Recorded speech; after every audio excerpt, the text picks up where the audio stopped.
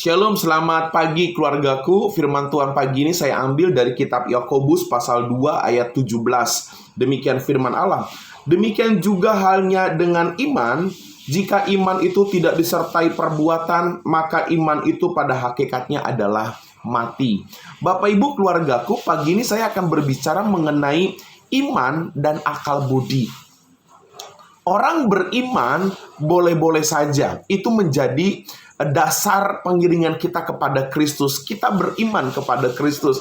Tetapi iman dan akal budi, perbuatan kita, itu harus sejalan. Kalau kita beriman tanpa akal budi, saya pikir ini adalah sebuah kesia-siaan, saudara.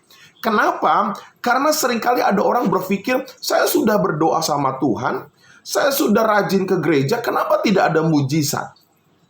Ada kekecewaan di dalam diri kita. Demikian juga dengan orang yang pintar, dengan orang yang berakal budi, tapi tidak didasarkan kepada keyakinan, keimanan, maka itu adalah sesuatu yang licik. Orang pintar, orang cerdas menghalalkan segala sesuatu, tapi dasarnya bukan iman kepada Tuhan. Kecurangan, kelicikan yang ada, saudara. Karena itu pagi ini saudara, renungan hari ini saya akan berikan pemahaman kepada saudara. Kalau saudara orang beriman kepada Yesus, mari berakal budi juga, saudara. Kalau engkau mengimani Yesus sebagai Tuhan dan Juru Selamat, mari pakai akal budi kita untuk melakukan kehendak Allah. Kenapa saudara? Karena Tuhan menghendaki anak-anaknya itu hidup dalam iman, tetapi juga di dalam akal budi kita. Kenapa Bapak Ibu? Karena dunia ini jahat. Dunia ini licik, dunia ini penuh dengan kecurangan, dunia ini penuh dengan jebakan-jebakan, saudara.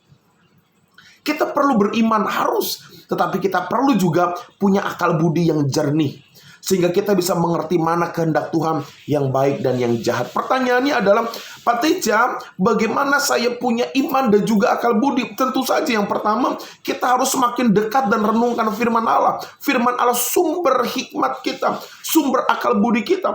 Lalu yang kedua, mari kita perlu belajar dari orang-orang di sekitar kita tentang bagaimana berhikmat dan berakal budi.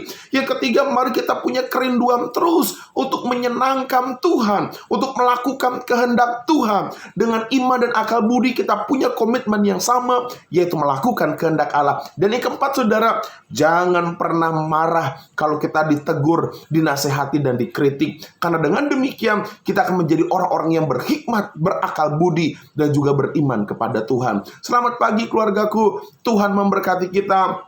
Selamat mengikut Tuhan, beriman kepada Yesus, dan berakal budi yang sehat bersama-sama dengan kuasa Tuhan. Shalom.